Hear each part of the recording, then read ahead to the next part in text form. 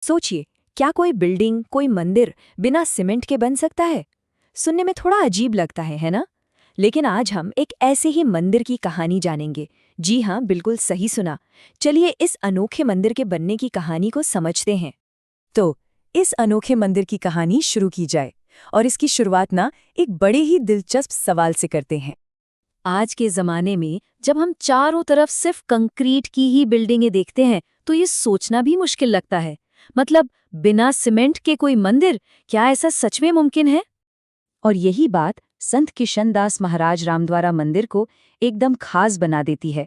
इस विशाल इतनी बड़ी इमारत में ना तो सीमेंट का इस्तेमाल हुआ है और ना ही लोहे का। ये मंदिर है राजस्थान के नागौर में और इसे बनाया गया है उसी खूबसूरत बलुआ पत्थर से जिससे अक्षरधाम जैसे भव्य मंदिर बने हैं। लेकिन इसे बनाने का जो तरीका है वो एकदम पारंपरिक और सबसे अलग है। तो भाई, इस शानदार मंदिर को बनाने की प्रेरणा आई कहाँ से?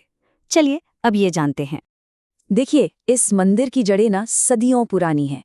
संत किशनदास जी, जिनकी याद में ये मंदिर बना है, उनका जन्म हुआ था विक्रम संवत 1746 में, यानी आज से करीब 300 साल से भी पहले। और फिर उनके सम्मान में इस मंदिर का काम शुरू हुआ साल 2011 में। सोचिए, सदियों का फासला है, लेकिन वो प्रेरणा आज भी जिंदा है। अच्छा, अब ये मंदिर कितना विशाल और भव्य है, इसका अंदाजा कुछ आंकड़ों से लगेगा। जरा सुनिए। सबसे पहले तो लागत। इस मंदिर को बनाने में कुल 20 करोड़ रुपए खर्च हुए। और इस सपने को हकीकत में बदलने में लगे पूरे 8 साल। इस विशाल काम को अंजाम दिया 200 हुनरमंद कारीगरों की एक टीम ने।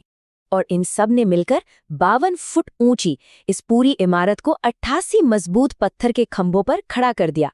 कमाल है ना? तो अब लौट कर आते हैं उसी सबसे दिलचस्प सवाल पर कि आखिर इसे बिना सीमेंट या लोहे के बनाया तो बनाया कैसे गया।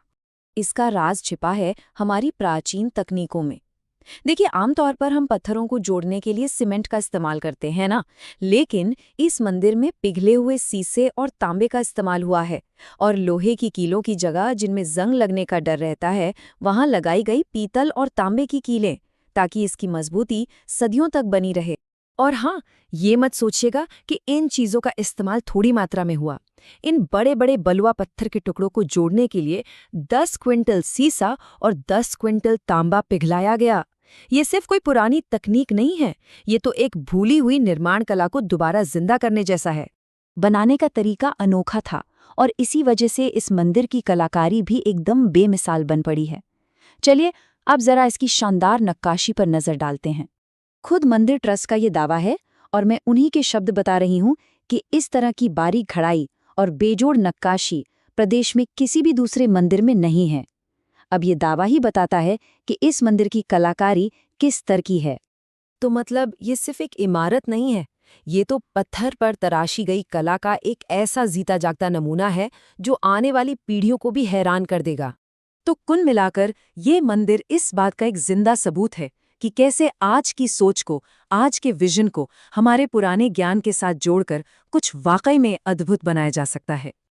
और ये हमें एक बहुत ज़रूरी सवाल पर लाकर छोड़ देता है कि भविष्य बनाने के लिए हम अपने अतीत से, अपने इतिहास से और क्या-क्या सीख सकते हैं। ऐसा कौन सा भूला हुआ ज्ञान है जो आने वाले कल की चुनौतियों का सामना करने में हमारी मदद कर सकता है। इस पर सोचिएगा ज़रूर।